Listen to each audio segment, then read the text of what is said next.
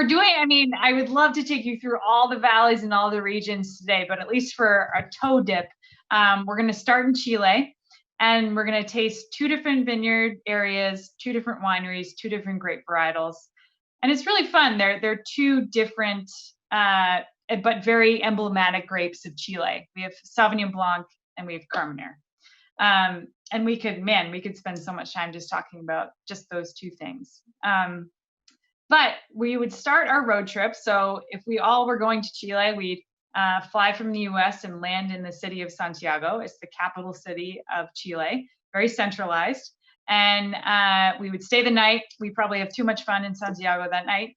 But we would get up and persevere, and we'd all get in a van, and we'd drive directly west of the city to a region called the San Antonio region, and a sub-region of that is called the Leyda Valley. Overall, I call this area the Sonoma coast of Chile for 2 main reasons. 1, it's a very coastal region. Literally, you're up against the Pacific Ocean. 2, it's very renowned for cool climate varietals like Sauvignon Blanc, like Pinot Noir, Chardonnay. There's even some cool climate Syrah there, which is outstanding. So that helps people kind of visualize what the Leyda Valley is like. A really important part of this story, so the wine is called Boya, and it's made by the Casa Silva family. And I always say that the most important thing to remember about Leyda is that we wouldn't have a Leyda Valley without the Casa Silva family, meaning they were the first to recognize the Leyda area as a winemaking region. Otherwise, no one before had thought about it as a viable place to grow grapes because they thought it was too close to the ocean with too extreme of temperatures and climate to grow grapes.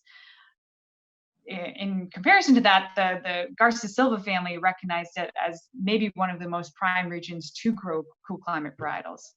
So again, if you kind of took a cross-section map of Chile, you have the Andes Mountains to the east for sure, but there's actually a coastal mountain region, very similar to California, that's lower in elevation, kind of rolling hills. So therefore, it very much depends where you are in the orientation of those hills will really dictate how coastal your wine is, right? So, there's some areas of the Sonoma coast that's like 20 miles inland, and you're like, where's the ocean, The Leyda Valley, in comparison, is literally on the slopes of the coastal mountain range that lead to the Pacific waves. So I always say these grapes have the best view in Chile because they're looking at the Pacific Ocean. So there's nothing in the way of the Pacific Ocean and the vines.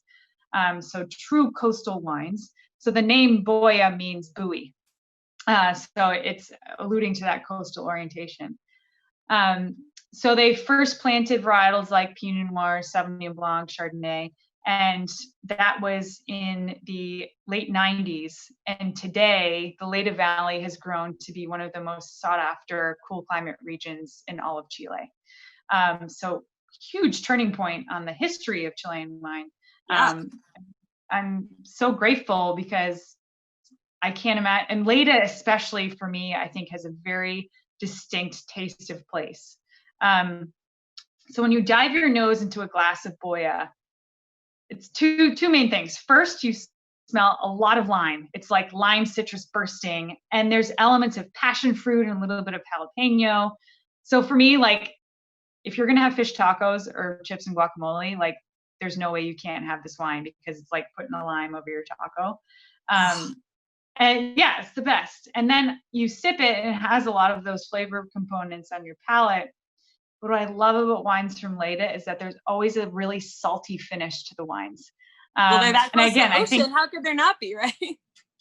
It's exactly. And it's really cool. The winemaker, Diego, and his team are doing a lot of research on where exactly all that salty influence is coming from. There's obviously the fog that rolls in the morning that has a lot of influence on, the salt crystals that dry in the grapes. There's salinity content in the soil. A lot of different kind of intake sources there. And you can note it in the white wines, you can note it in the red wines and the rosés. So I just love it because it makes you keep wanting to sip, which is often not a problem we have, but and it makes it great for your food.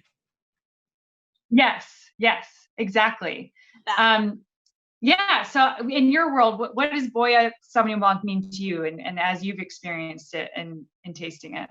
Well, to me, it was the wine that really changed my opinion of Sauvignon Blanc potential of these types of varieties in Chile, because I had, Chile to me has evolved so much just over my 10-year career, which isn't that long in the scheme of things. And the wines have become so like fantastic producers like this are providing such elevated high quality wines. This Sauvignon Blanc has like so much richness to it, but also is just like so crushable. But it's really super complex. And if I'm going to show someone an example of Chilean Sauvignon Blanc and I want to make the right first impression, that's where you start. And sometimes it makes more sense just to talk about the fact that it's Sauvignon Blanc and it's really awesome, and then tell them about Chile after they love it. Because sometimes they're just like, they have an idea, like they don't know what to expect or it's unknown, but they know the grape variety. So if you start with something that they already love, you can blow their mind, and then they want to try the rosé, then they want to try Pinot Noir, and then we get them up to things like Pais and Carmenere. So it's a gateway wine. The Chilean slippery slope, I think, is my favorite thing of the day. That is amazing. Yeah, I love that. I love it. I think you're so spot on. I think the positioning and storytelling is really impactful, depending on how you kind of cue it up with someone, especially if you're talking to a buyer or a Sauvignon Blanc lover. I think that's really influential on people's perceptions. And that's honestly a lot of the wines that we have evoke that sort of experience with someone. It's a mind shifter. It's a game changer. It opens them up to an element they hadn't had access to before. So that is awesome. And again, everyone, especially in summer, get Boya Sauvignon Blanc stocked up in your fridge. Whenever you're putting seafood on the grill or making ceviche or, again, having taco night, like, come on, it's a no-brainer. Love it. So that is the Leyda Valley stop. And again, that represents just one part of Chile, but the coastal influence of Chile, of course, is essentially the entire country. And it also speaks to how, yes, you get a lot of diversity going north and south, but you also get perhaps even more diversity going east and west in Chile, because in a very short distance, you're going from coastal climate to mid-valley and then the elevation of the Andes. So you kind of have to think of Chilean. Like visiting this particular winery, what other like types of activities would we like throw in the mix? I like to hear that side of it too. Like, would be kayaking, or are we going like, what are we doing? Oh my God. Like, how many minutes do I have? So honestly, this experience going to the Casa Silva winery, first of all, they're one of the most amazing, nice, hospitable families I've ever met.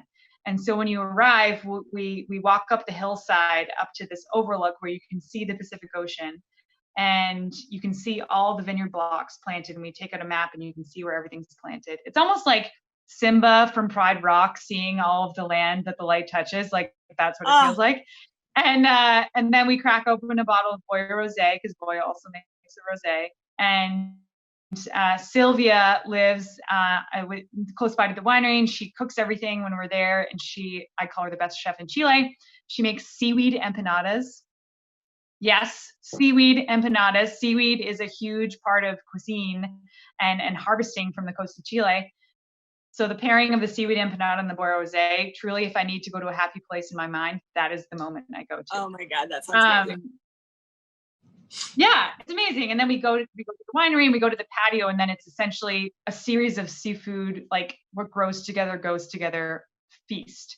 So we'll crack crabs on the side of the patio and have fresh crab with the wines, which is such a beautiful natural pairing. We'll have a ceviche bar, which has either salmon or some whitefish from Chile. And then there's also abalone, so cooked abalone that's super tender, and you can dip it in different, homemade sauces, like a spicy sauce or a homemade mayonnaise. And then the pièce de résistance is that Matthias does the salt-crusted corvina, which is a big Chilean sea bass in the mud oven. And no, it's stupid. Like, I'm not making this up. Stupid. I'm salivating. I know. And there's an unveiling of the fish, and then you gather all your things and you make this enormous plate. And they also make syrah, and there's lamb and sheep that roam the vineyard as a part of the holistic part, management of the vineyard. And they do roasted leg of lamb in the mud oven as well. And that with the straw is just like, your mind is blowing up. It's the best pairing I think I've ever had.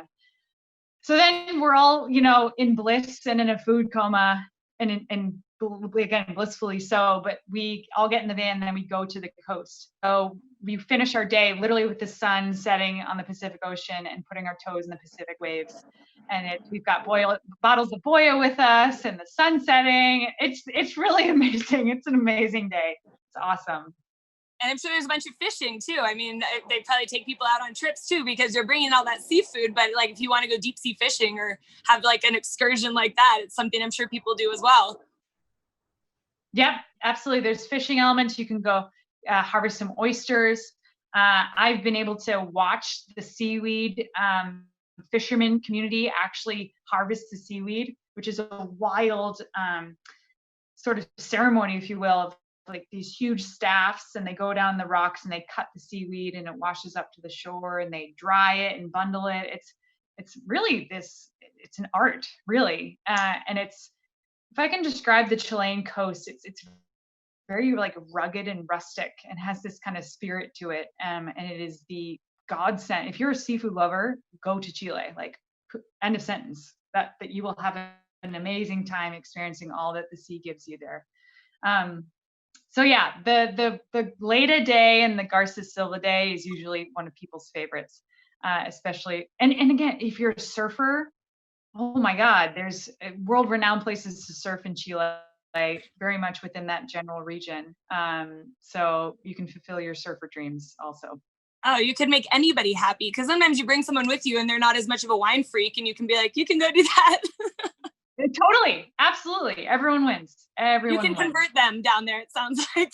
Yeah. Oh yeah. Yeah. There's lots of conversions going on. Yep. Lots of dreams being made. It's great. So actually this is very cool because we do this lineage that either we start in Leyda and go to Colchagua, or start in Colchagua and go to Leyda. So for the next wine, we're going from coastal Leyda, Vineyard Casa Silva with Boya, and they also make a wine called Amina.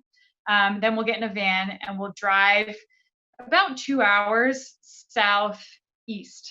And so we're going to an area called the Colchagua Valley, which if I'm calling Leyda Valley like the Sonoma coast of Chile, the Colchagua Valley is like the Napa of Chile. And that's for two other main reasons. One, the Colchagua Valley is one of the most renowned valleys in Chile for wine tourism. So it's a very well kind of mapped out region for people to visit wineries and drive around, kind of like a la Napa. It's just, they're not as close together as something like Silverado Trail or Napa.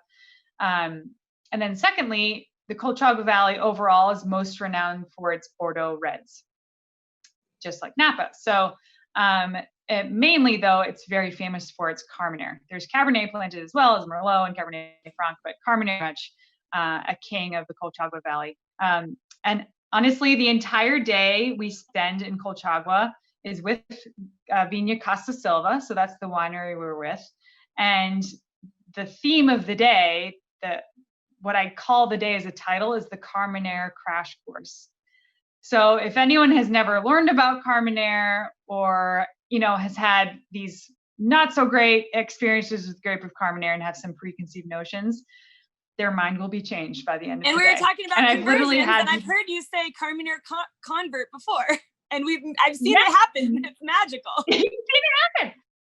It is a real thing, and it really happens. And it's so the Casa Silva winery, like this is the truth. So what's amazing about the Casa Silva family, they're a 6th generation winery. They're based in an area called San Fernando, is where the winery is. Very old winery, based back in the 1800s, is when the family originally coming from France came over to Chile, which many families did. And essentially what Casa Silva has been able to do, one, is kind of open up the terroir map of Colchagua. Initially, a lot of the vineyard areas was only in the Central Valley, and Casa Silva was the first to pioneer towards the coast of Colchagua and also towards the east of the Piedmont of the Andes. Really important element of the Carmenere story with Casa Silva and with Colchagua. So the vineyard area which they pioneered for Carmenere is called Los Linges. And Los Linges is now become an official DO in the map of Chile because they proved that it is one of the most premier terroirs to make outstanding quality Cabernet in the country of Chile. So kind of people are always, there's always kind of like a mystifying element of the grape of Carmenere. I think essentially people know it from Chile, and because it's become a very kind of flagship grape from the country. But the reason is because it was rediscovered in Chile. So Carmenere is one of the original Bordeaux 6 red varietals that came over to the Americas from France in the 1800s. And essentially, when the first vineyards were planted in Chile from the vines from Bordeaux, equally whites and reds, it was kind of all planted together, which sounds very organized, right? It's like, oh, here's my Bordeaux red vineyard, and here's my Bordeaux white vineyard. So over time, as they started labeling the grape varietals, essentially they labeled Carmenere as if it was Merlot. Essentially, the grape cluster of Merlot and the leaf shape and size of Merlot is almost identical to Carmenere, so you can kind of give them some leeway there. But over time, winemakers started realizing that some of the Merlot vineyard areas had 2 different color leaves in fall time. So some rows were yellow, some rows were crimson red. Some of the rows of Merlot would ripen 2 to 4 weeks earlier than some of the other rows. So instead of Chileans thinking like, oh, we might have a different grape varietal growing here, they started calling the red rows of Merlot Chilean Merlot or late harvest Merlot, or Merlot. It's like, oh my gosh, guys, how many names can you think of before you start realizing it's not so far off from what the Italians do with Sangiovese? So right, exactly. And essentially, the name, the Carmenere has a nickname. It's called the Lost Grape of Bordeaux because all of the original rootstock Carmenere came over to Chile before phylloxera hit France. So when France had to replant everything, winemakers did not replant Carmenere in Bordeaux, mainly because it is the last grape to harvest of all the reds. So with the climate of Bordeaux, 9 times out of 10, you're never getting a ripe Carmenere crop. So financially, it's like, yeah, this doesn't make sense. So we're not going to replant it. Little did they know that all of their they were preserving what they had in the country of Chile across the world. But the Chileans thought they just had a bunch of Merlot. So very fascinating kind of evolution. And this went on for a pretty long time. Yeah, like it astonishes people when they hear the base of that story. And I'm like, what year do you think that Chileans realized they had Carmenere? People are like, 1890, 1930. I'm like, yeah, it was 1994. And everyone's like, ooh, man. Like, even the Chilean winemakers got together and they're like, guys, we messed this up for a long time. Like, we're kind of embarrassed. What do we do about this? So do we tell everyone? It's so cool too that since we were talking about France a little bit, is it still true that Chile has never had phylloxera? Yes, it has never had an outbreak of phylloxera. They not only had Carmenere, but other varieties that that's the only original rootstock in the world. It's so true. I mean, man, we have so many tastings to do. I mean, we could just have a whole discussion about the old vines of Chile. All the original, I mean, Chile is home to the most original rootstock vine DNA left on the planet. So it has been this kind of lockbox of preservation that's kind of gone under the radar for centuries now. And now this generation is starting to really recognize the importance of vines and also making wines for export so people around the world can learn this story and taste these wines. So such a cool, I think this time right now for Chile is the most exciting it's ever been in its evolution for wine. And I think it's only going to get more exciting as these winemakers keep getting creative and more confident of telling their own story. So Casa Silva was really one of those wineries during the time of Carmenere's rediscovery to kind of stand up and be like, all right, let's own it. Let's own the story. Let's be grateful that Carmenere landed in a place, ironically, that's kind of its idyllic home because Chile doesn't have a lot of harvest rain threat and can have enough temperature to really mature Carmenere correctly and have it be balanced as well. So they're like, all right, we need to figure out where Carmenere is planted in Chile first. And then second, we need to understand where Carmenere grows best. Because we can't think that we can just make good Carmenere in the winery, because you can't really hide bad Carmenere in the bottle. It's essentially it's not right, like it's not going to taste good. No, and you've had it, Montana. I've had it. We've all had Carmeneres that taste like chocolate. It's one of the reasons why talking about the Boya Sauvignon Blanc opening people's eyes to good Chilean wine is because a lot of people had shitty Carmenere a couple years back and are like, I'm never drinking Chilean wine again. So it's so like Carmenere convert, but like they've just X'd the country, and it's so fun to like show them how great it can be and is.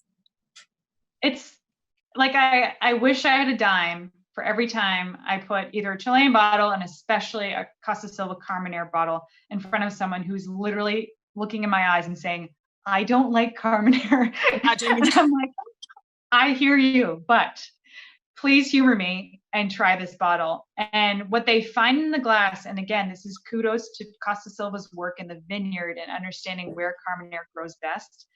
It's kind of this alchemy of the right elevation and the right soil type that have a lot of drainage with alluvial and colluvial soil, versus Merlot needs more clay with more hydration, equally with the temperature that can really moderate the maturation of the grape, the sugar levels, the development of the pyrazines, which is that green pepper element that you get in any Bordeaux red.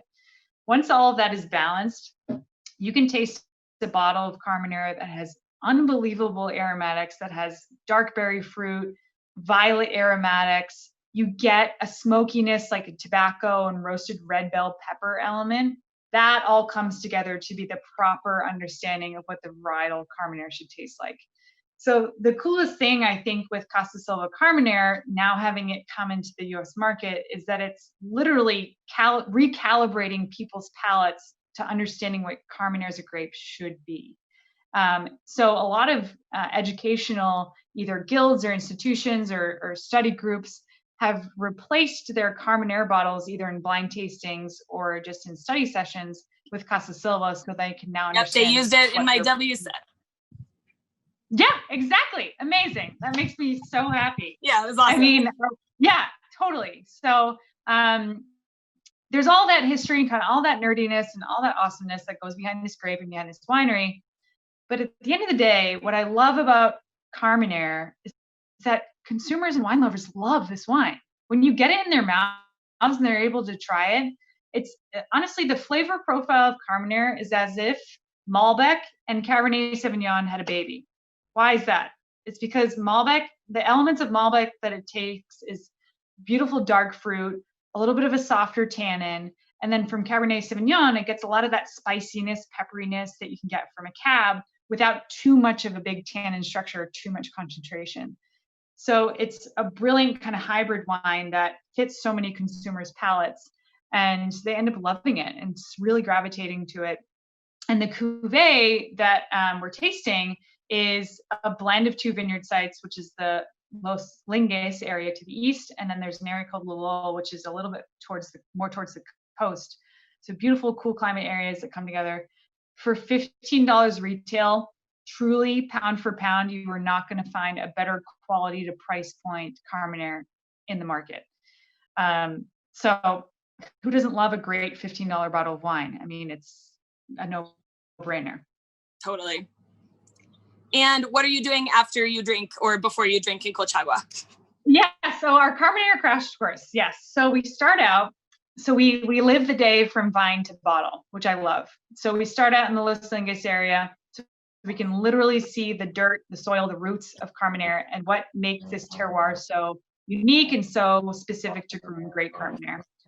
It's the hugest soil cutout you'll ever see. It's kind of like a wall of roots, and you can see all of the cross-section of soil there. Then we'll head to the winery. Another really awesome element of the culture of Colchagua as a valley is that it's very focused around horses. So from just having horses, or the sport of rodeo is a very traditional sport in the country of Chile.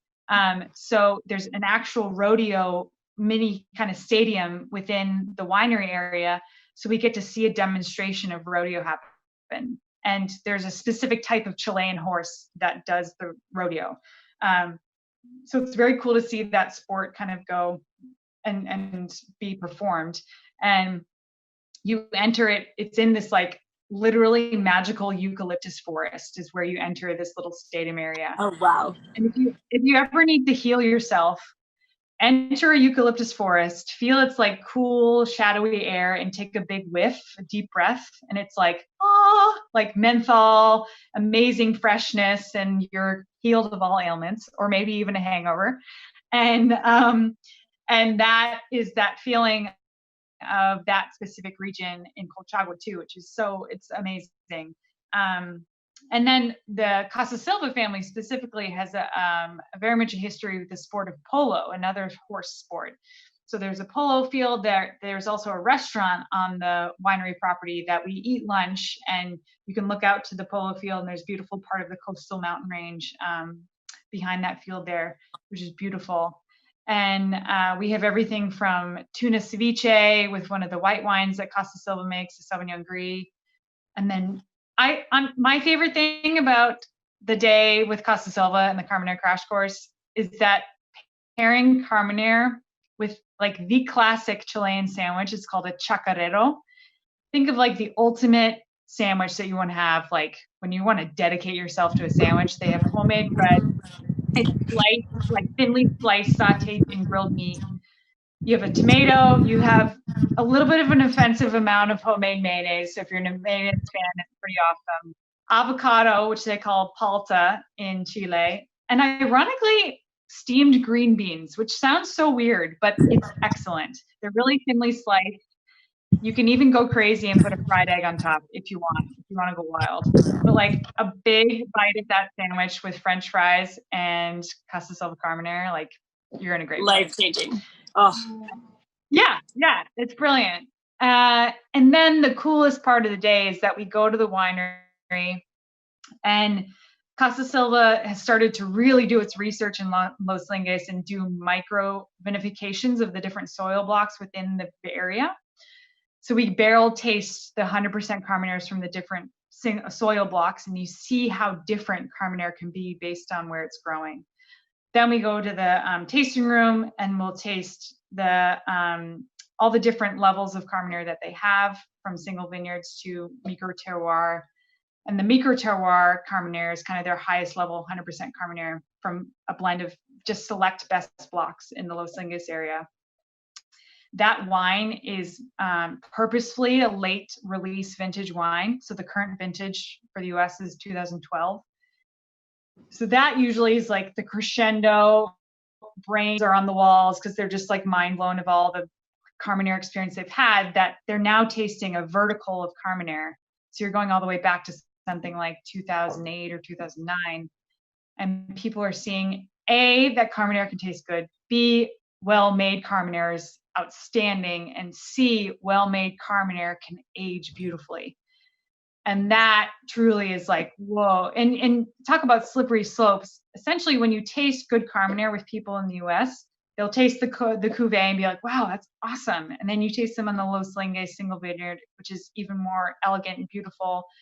And they're like, whoa, that's so cool. And all they want to do is keep going. They want to keep seeing what Carmenere can do in next tiers.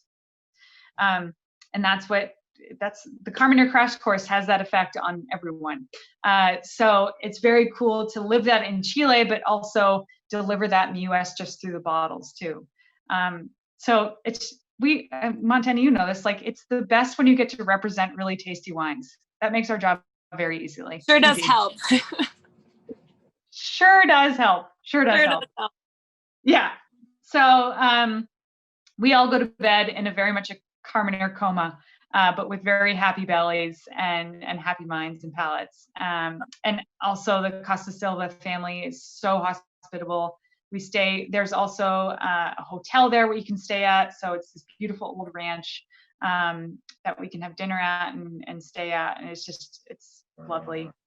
The hospitality of South America is just absurdly amazing. You leave there like with your heart completely open and just wanting to give back to all these amazing people. Yeah, so that's our very compacted mini Chile experience. How did it go, Montana? How was it? It's so good. I'm like dying, but I'm loving it because honestly, like we talked about, wine really is that way of traveling in this time. And I feel like I got a taste of it. Like you start to smell the ocean or really like hear the horse hooves. It's so cool. And Yeah. it, you know, feeds my wanderlust a little bit for the time being. But I mean, I can't wait to actually see that. You painted a beautiful picture. Very well done. I love it. And you know what's so funny? So I've lived in Chile and I live in California right now, and there's such similarities. They're such kindred souls from how the landscapes are oriented, and just how the wine regions are. The coastal areas looks very similar in different places. And the thing that makes me laugh so much is that if anyone's driven in California, Highway 5 is kind of the artery that goes north and south in California. Literally, when we're driving in Chile, we are driving Highway 5 going north and south. It's the exact same highway. Like it's awesome. Stupid. The parallels are stupid. So if anyone's had a wanderlust dream of doing a road trip in California, you literally are doing the exact same dream, just south of the equator.